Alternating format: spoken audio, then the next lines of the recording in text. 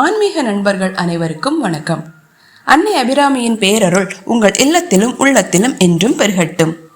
ஆன்மீகத்தின் ஆக உயர்ந்த நோக்கம் இந்த உலக வாழ்க்கையின் இன்ப துன்பங்களில் மீண்டும் மீண்டும் சிக்க வைக்கும் பிறவி பெருங்கடலில் இருந்து விடுபடுவதுதான். இந்து தத்துவத்தில் பிறவி என்பது ஒரு பிணியாக கருதப்படுகிறது.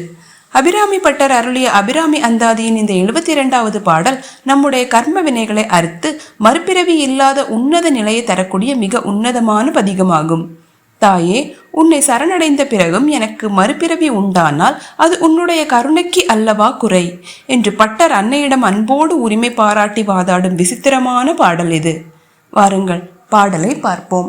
என் குறை தீர நின்று ஏத்து என்றேன், இனி யான் பிறக்கின், நின் குறையே அன்று யார் குறை காண் இரு நீள் விசும்பின், மின் குறை காட்டி மெல்கின்ற நேரிடை மில்லியலாய், தன் குறை தீர எங்கோன் சடைமேல் வைத்த தாமரையே.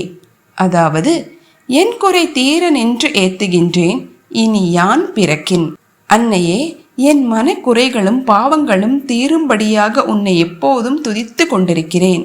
அப்படிப்பட்ட நான் இந்த நிலையை தாண்டியும் இனி ஒருமுறை பிறக்க நேரிட்டால், நின் குறையே அன்று யார் குறை காண் இரு நீள் விசும்பின், அது உன்னை சரணடைந்த என்னை காக்க தவறிய உன்னுடைய குறையாகுமே அன்றி வேறு யாருடைய குறையாக இருக்க முடியும்?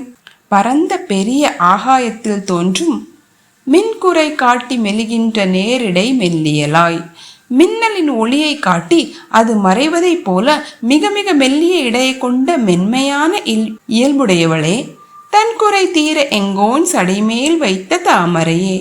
சந்திரன் தன் சாபம் நீங்கி தேய்ந்து அழியும் குறை தீரும்படியாக எங்கள் தலைவனான சிவபெருமான் தன் சடாமுடியின் மேல் சூடிக்கொண்ட தாமரை மலர் போன்ற பாதங்களை உடையவளே, என்னை ஆட்கொண்டு அருள்வாய்.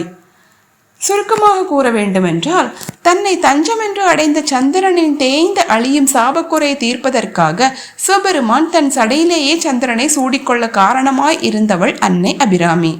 மின்னலை போன்ற மெல்லிடை கொண்ட அந்த ஜெகதாம்பிகையிடம் பட்டர் உருகி கேட்கிறார், தாயே, என் பிறவி பிணிகள் தீர வேண்டும் என்று நான் உன்னை முழுமையாக நம்பி துதிக்கிறேன். இவ்வளவு காலமும் உன்னை வணங்கிய பிறகும் எனக்கு மீண்டும் ஒரு பிறவி உண்டானால் அது உன்னுடைய பெரும் கருணைக்குதான் இழுக்கு. உன்னை சரணடைந்த பக்தனுக்கு முக்தி தரவில்லை என்பது உனக்கு தான் குறை என்று பட்டர் மிக அழகான பக்தி உரிமையோடு அன்னையிடம் பேசி பிறவாவரம் வேண்டுகிறார். இப்பாடலை துதிப்போருக்கு பிறவி துயரங்கள் நீங்கும். பாராயணம் செய்யும் முறை: பௌர்ணமி, அமாவாசை, பிரதோஷம் அல்லது திங்கட்கிழமைகளில் பாராயணம் செய்ய தொடங்கலாம். அமைதியான இரவு நேரத்தில் உறங்க செல்வதற்கு முன்னால் மனதை ஒருமுகப்படுத்தி பாராயணம் செய்வது ஆன்மீக விழிப்புணர்வை தரும். கர்ம வினைகள் நீங்கவும் நல்வழி கிட்டிடவும் நினைப்பவர்கள் இப்பாடலை தினமும் 11 முறை அல்லது 27 முறை பாராயணம் செய்ய வேண்டும். உலக பற்றுக்களை சற்றே ஒதுக்கி வைத்துவிட்டு, தாயே, எனக்கு மீண்டும் ஒரு பிறவி தந்து இந்த மாய உலகில் உழல விடாதே, உன் திருவடிகளில் எனக்கு இடம்தா என்று உன்னத ஆன்மீக சரணாகதியோடு ஓத வேண்டும். பிறவி பிணி தீர்க்கும் உன்னத ஞான வழிபாடு என்பதால் அன்னைக்கு சுத்தமான பசும்பால், உலர் திராட்சை அல்லது பால் சாதம் நைவேத்தியமாக வைக்கலாம். எளிமையாக கற்கண்டு மற்றும் நறுமணமிக்க வெண்தாமரை, மல்லிகை அல்லது முல்லை மலர்களை சமர்ப்பித்து வழிபடலாம். நேர்களே, அபிராமி அந்தாதியின் இந்த 72வது பாடலை தொடர்ந்து தூய பக்தி உணர்வோடு பாராயணம் செய்து வர நம்மை பின்தொடரும் தீய கர்ம வினைகளின் தாக்கம் குறையும். மரணம் குறித்த பயம் நீங்கி மனதில் ஒரு பிரபஞ்ச பேரமைதி உண்டாகும். அன்னை அபிராமியின் பாத கமலங்கள் நம் சிந்தையில் நிறைந்து நம்மை மீண்டும் பிறவாத பேரின்ப முக்தி நிலைக்கு தகுதி பெற செய்யும் என்பது திண்ணம். மறக்காமல் சேனலை சப்ஸ்கிரைப் செய்யுங்கள். நாளை 73வது பாடலோடு உங்களை சந்திக்கிறேன். நன்றி, வணக்கம். ஓம் அபிராமி சமேத அமிர்தகடேஸ்வராய நமக.